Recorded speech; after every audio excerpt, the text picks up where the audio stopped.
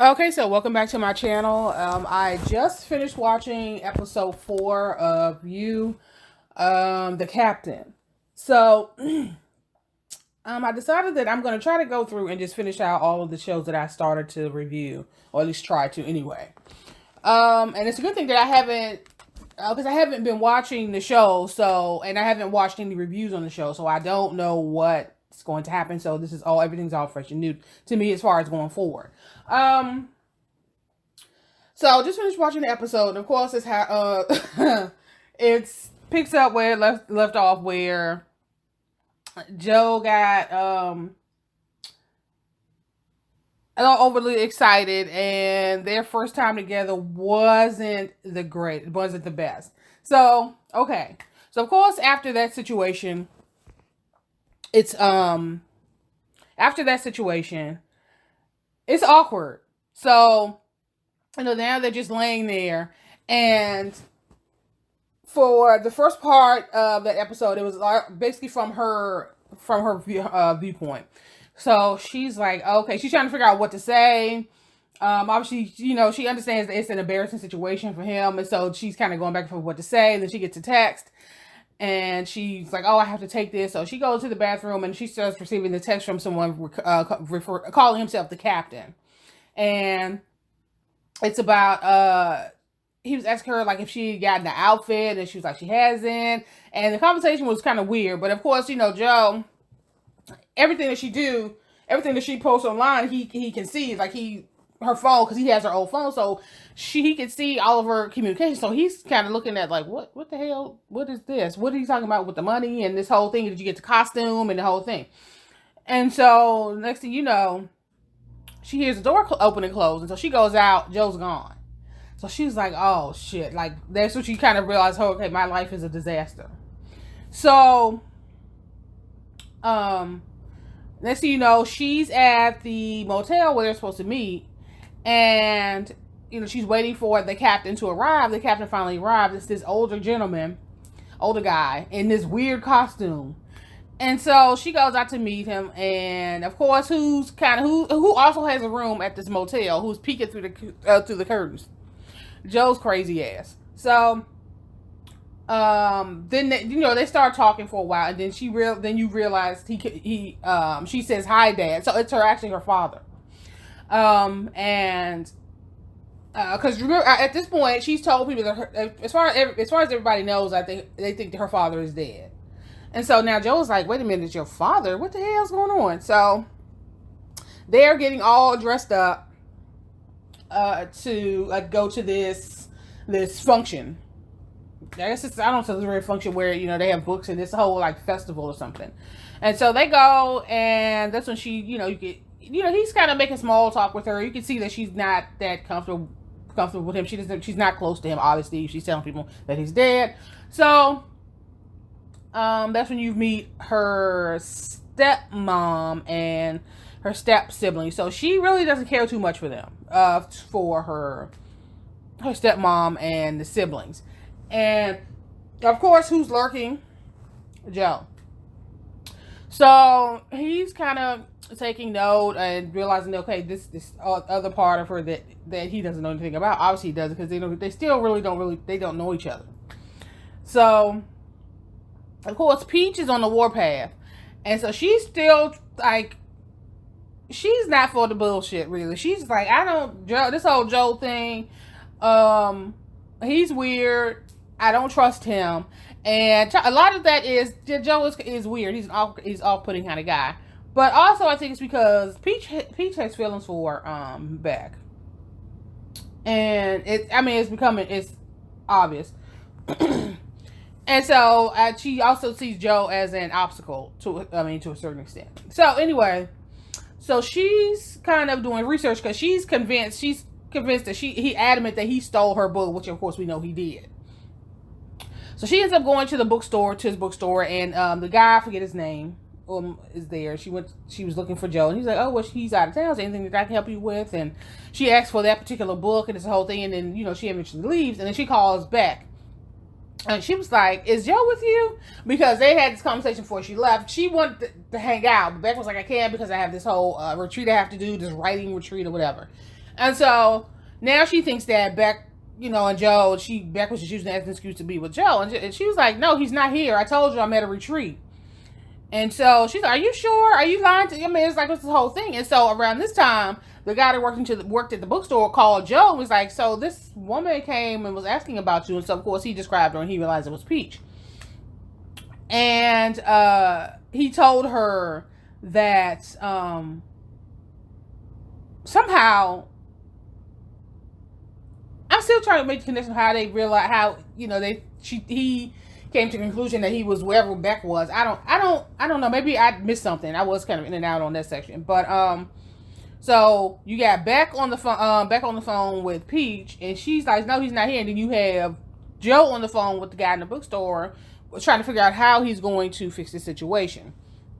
And now it's an awkward situation, and so he kind of made himself visible, like he was kind of like pretending like he was paying attention to something else, and then she walks up and it's like, Joe, then they start to conversation. Joe, what are you doing here? And the whole and he's like, oh, she was like, oh, that's right, you do own a bookstore, so I can imagine that you would come to things like this, and then he eventually admitted, like, went, no, I kind of, based on what she was posting, he was like, I was able to figure out where you were, and, I did feel like I left you, his words were, I left you wanting, and he's like, it was just an awkward situation, and I just didn't want things to be left like that between us, and then of course, they started talking, and, of course, around this time, her father walks up. And of course, now it's an awkward situation because she already told Joe that her father was dead. And so she now has introduced himself as her father and then the stepmom and, this whole thing. And they end up inviting him to lunch. And so, of course, he did. But it was obviously an awkward situation. She was like, okay. So now she has to explain why she told him, why she's telling people that her father is dead. And so she goes into the story about her father had a drug problem at one point. And he actually almost did die, I think, of an overdose at OD, and she found him, and it was just, it's this whole traumatic thing. And she really doesn't have, like, her stepmother, because she felt like her father's a different guy than he was, because, he got into the church, and he turned his life around, and it's like this version of him, the version of him that he is now, Beck is really just doesn't really know really how to deal with that. And so that's a lot of that tension. And also she just has some abandonment issues. Her father left, he had this issue and left, and this whole thing. So they eventually sit down to dinner, and they sound like they were having a few laughs, and then obviously it went left, and she started talking about some story, and eventually she got up and left, and she's off on her own. And of course Joe was going to go see about, see how she was doing and talk to her. And then she flashed on him about how you don't know me and how you tell me I have daddy issues. I mean, when it's playing his day and this whole thing. And she basically told him to leave. So he left, and then her father comes out and he gives her, I think he was giving her a room key or something. I don't know. And she talks to him, and she basically told him, like, I just feel like, she was like, you being with them, it bothers me. Like, she felt like he left her mom and her, and they talk about it, and she was like, I just don't, this version of you that you are now, I don't like. He was like, well, it's this is me. Like, he really doesn't know, like, how to, because obviously the old him was an addict, so it's like that you might have loved that version of him, but that wasn't like that wasn't the healthier version of him. It's, you know what I'm saying? Like, it's a weird, their relation. It's just a weird relationship. So, they talk for a while, and she eventually goes to her. She eventually ends up in a room, and then she feels inspired to write something, and so she starts writing. And she goes, and she starts writing. So let me backpedal a little bit. So from Joe's point of view, okay, so the whole bedroom situation. So she starts getting the text, and of course he's now looking at his phone to see, okay, who's she talking to? And then it was this whole thing, you got the costume, and then you saw a payment received or something. It's like $500. So he's like, what the fuck? What are you into? So again, it's like from everybody's point of view up until the point where she says, "Hi, Dad." It looks like, okay, is Beck an escort or something? You know what I mean? Whatever. I mean, make your money, have you know, whatever. Anywho, but of course, Joe's like, wait a minute. Obviously, there's something here that I don't know about. And so that's basically when she heard the door open and close, and he ended up, he left and he went home. And he's now trying to figure out, okay, what the hell is going on with her? So that was basically his point of view. So we're gonna flash forward a little bit. So now, Peach is still on a warpath trying to find out what she can find out about Joe and about this book that she's sure he's taking. Now, I don't know if she was in his apartment. Let me go. That's too far ahead. Okay, so not too far, but too far. So after, you know, thinking about the situation and whatnot, Beck shows up at Joe's apartment to apologize for, you know, flashing on him the way she did. And she was like, you know, I heard, you know, what she say? Have you heard that women with daddy issues are great in bed? And so he has this opportunity to redeem himself. But while she's in his apartment, because at this point, this is her first time at his apartment. So while they're kissing and getting all into it, he's noticing things that are out. So he has taken a pair of her underwear that just happens to be on the couch, and he has a set of keys to her apartment, which just happens to be on the coffee table at this point. Then he has her phone, which happens to be out because, of course, he's monitoring every damn thing that she does and says and everywhere that she goes.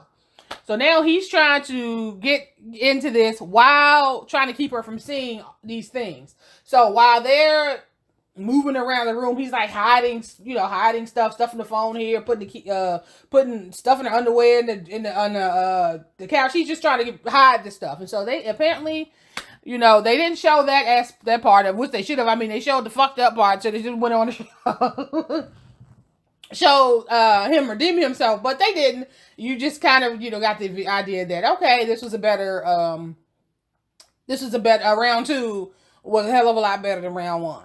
So she starts texting Peach and was like, oh, Joe definitely redeemed himself. You can kind of see that Peach is annoyed. She is really, like, she don't want to hear about shit that has to do with Joe, and especially anything positive, because she thinks he's crazy, and she's right. But like I said, her stance is, you know, coming from a different place, though. It's a little different. And she posted this gif about, you know, this woman. She's all in ecstasy and, or, you know, this orgasmic state, and she is and so of course Joe is seeing these texts, so now he's feeling real good about himself, like, okay, yeah, I did that. So, but of course Peach is like, okay, what the hell ever. So it looks like, I don't know if she was in his apartment. So Joe, they talked whatever, and of course they eventually parted ways. And so Peaches, she found the book. So he kind of basically, like, if he can get this book back to her or put her in a situation she can get this book, then she'll kind of back off. And so she ends up getting the book that she was looking for. And it looks like she was in his apartment. But how did she get into his apartment? Like, I'm trying to figure out, like I said, I was going in and out on some things, so some things did get by me. But she got the book back. But that's not going to allay any concerns that she has, because I think she wants Beck for herself, and she sees you as an obstacle. And he is batshit crazy because, you know, he didn't kill Benji. So the show is starting to look kind of weird. So I don't really know if Joe was quite the only crazy person in the show. I keep on going back to Benji's conversation with Joe about how Beck is not all this innocent person, and she's very she can be very manipulative and this whole thing. So I'm like, I don't know. So I'm going to continue to watch. I'm probably not going to do any on-camera stuff, because at this point I'm packing up my apartment so that I can move. So it's going to be too much headache to try to set up the camera and the whole thing. But I am going to try to get through these episodes and post. Actually, I'm going to try to get through a couple of weeks so I can just be, you know, finish out this show. But yeah, really good episode. But it's gonna be interesting to see, because I just have a feeling that there's gonna be some twists and turns here, and that Joe is not gonna be the only insane MFer in this show. So yeah, I'm gonna end this here, and I will talk to you guys later.